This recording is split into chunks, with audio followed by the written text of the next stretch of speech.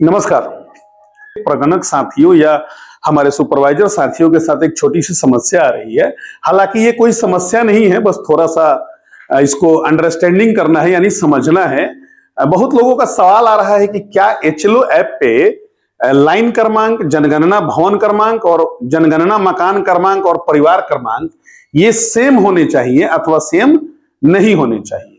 तो ये एक लाइन में तो पहले आप इसका जवाब जान लीजिए कि ये इस क्वेश्चन का जो जवाब है वो सिचुएशन के ऊपर डिपेंड करता है।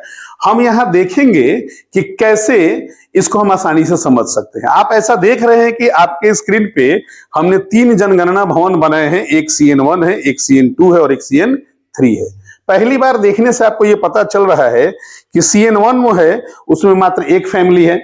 CN2 में हमने 2 सेंसस हाउस बनाया है और उसका परिवार सेंसस हाउस का नंबर 0002 और 0003 है।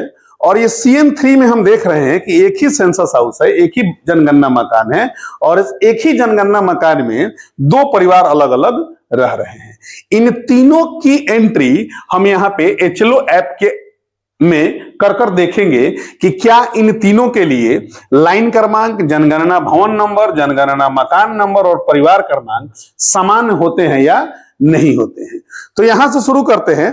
तो जैसा कि पहले आपको पता है कि जैसे ही आप अपने एचएलओ ऐप ओपन करेंगे तो यहां लाइन क्रमांक ऑटोमेटिक 001 रिलीज करेगा, ये पहली एंट्री होगी। और चूंकि बात इसकी हो रही है तो जनगणना भवन में हम लोग मैनुअली 1 इंटर करेंगे या 01 इंटर कर सकते हैं। और जैसे ही हम न्यू करेंगे तो उस स्थिति में जनगणना मकान नंबर हमारा 0001 हो जाएगा। जैसा कि आप यहां देख भी रहे हैं कि यहां पे हमने ये पहले से लिख के रखा है। और चूंकि पहले परिवार पहली एंट्री है तो क्वेश्चन नंबर 9 में परिवार क्रमांक जो होगा वो हमारा 001 हो गया। अब यहां पे हम इस परिवार की एंट्री कर लिए। अब अगर आप स्क्रीन पे देखेंगे तो उस स्थिति में आप देखिए लाइन क्रमांक हमारा 1 है, जनगणना भवन नंबर 1 है, जनगणना मकान नंबर 1 है और परिवार क्रमांक भी क्या है, 1 है। ये तीनों क्या है, सेम है। अब यदि इस परिवार की इस जनगणना भवन की एंट्री हम यहां पे करते हैं तो अब यहां पे चूंकि लाइन क्रमांक ऑटोमेटिक हमारा 002 हो जाएगा और जनगणना भवन कितना हो गया हमारा, 2 हो गया, 2 हमने यहां पे लिख दिया। हम यहां न्यू करेंगे, यहां 0002 एंट्री हो जाएगा और यहां परिवार क्रमांक 9 नंबर में 002 हो जाएगा। यहां तक भी आप देख रहे हैं कि लाइन क्रमांक, जनगणना भवन नंबर, जनगणना मकान नंबर और परिवार क्रमांक क्या कर रहा है, सेम चल रहा है। अब इस स्थिति में अब इसी में चूंकि 2 सेंसस हाउस बनाए गए हैं तो लाइन क्रमांक जो हमारा वो हो गया 003 और यहां हम चूंकि एक ही जनगणना भवन को रिपीट किया जा रहा है तो फिर यहां यह 2 हो जाएगा। और यहां पे हम लोग न्यू करेंगे तो न्यू करने की स्थिति में 000 और यहां 3 हो जाएगा और यहां परिवार क्रमांक जो होगा वो 003 हो जाएगा। अब आप देखिए यहां पे लाइन क्रमांक 2 हो गया और जनगणना भवन नंबर हमारा यहां पे लाइन क्रमांक हमारा 3 हो गया और यहां पे जनगणना भवन संख्या 2 हो गया, यानी कि यहां पे दोनों अंतर हो गया। यानी कि लाइन क्रमांक और जनगणना भवन समान हो भी सकते हैं और समान नहीं भी हो सकते हैं। अब थोड़ा सा इस जनगणना भवन का अगर हम एंट्री करेंगे तो जो चीजें आप अभी तक नहीं समझ पाए हैं या आपके जहन में नहीं जा रही है वो पूरी तरह क्रिस्टल क्लियर हो जाएगी। वीडियो के अंत तक आप बने रहें और चीजों को ध्यान से समझने का प्रयास करें। अब चूंकि हमारा जनगणना भवन संख्या 3 पे हम चले गए हैं तो यह हमारा लाइन क्रमांक जो होगा यहाँ पे ऑटोमेटिक कितना हो जाएगा, 004 हो जाएगा और जनगणना भवन हम लोग यहाँ 3 ले लेंगे और जनगणना मकान नंबर चूंकि न्यू करेंगे तो 0004 हो जाएगा और फैमिली नंबर हो जाएगा 004। ये पहला, चूंकि इसमें 2 अलग अलग फैमिलियां रह रही हैं तो जब 2 अलग अलग फैमिलियां रह रही हैं तो उस फैमिली का जब हम एंट्री करेंगे तो यहाँ पे लाइन क्रमांक हमारा होगा 004 और यहाँ पे जनगणना भवन चूंकि वही है, आप देख रहे हैं कि CN3 ही है तो यहाँ पे हमारा CN3 हो गया और जनगणना मकान भी हमारा वही है। तो यहां जब जनगणना मकान भवन को हम रिपीट किए हैं तो यहां जनगणना मकान को भी जब हम रिपीट करेंगे तो फिर यहां 0004 ही हो जाएगा और यहां परिवार क्रमांक जो होगा वो 5 हो जाएगा।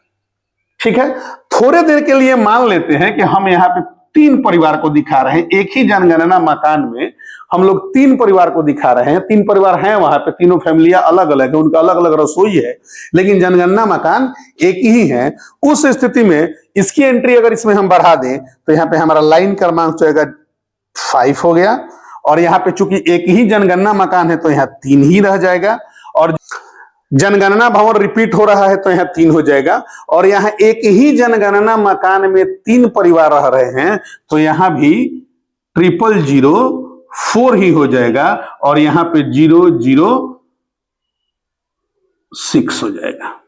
अब आप देखिए आपके सामने जो आंकड़ा है वो क्या है कि कुल लाइन क्रमांक कितना है हमारा 5, कुल जनगणना भवन कितना है 3, कुल जनगणना मकान कितना है 4, और कुल परिवार क्रमांक कितना है 6। यहां पे देखिए कोई किसी के साथ मैच नहीं कर रहा है।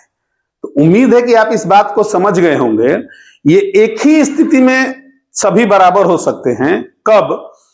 जितना लाइन क्रमांक उतना ही जनगणना भवन, उतना ही जनगणना मकान और उतना ही परिवार।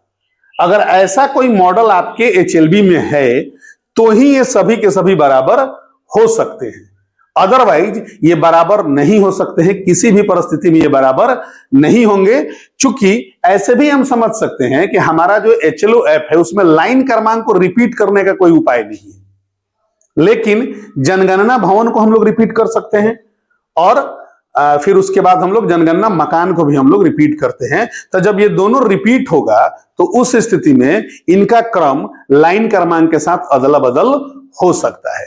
तो बिल्कुल इस फेरे में नहीं रहना है, इसके लिए तनिक सा परेशान नहीं होना है। ये तीनों समान भी हो सकते हैं, समान तो खैर होगा नहीं, ये तीनों का अलग अलग होगा। उम्मीद है इस वीडियो से आपको बहुत अच्छी जानकारी मिली होगी। अगर वीडियो अच्छी लगी हो तो चैनल को सब्सक्राइब करें और वीडियो को अधिक से अधिक शेयर करें। और यदि आपके मन में किसी तरह की क्यूरीज है, कोई क्वेश्चंस है, तो हमारे कमेंट में जरूर लिखें। हम प्रत्येक कमेंट का जवाब जरूर देते हैं। बहुत बहुत धन्यवाद। नमस्कार।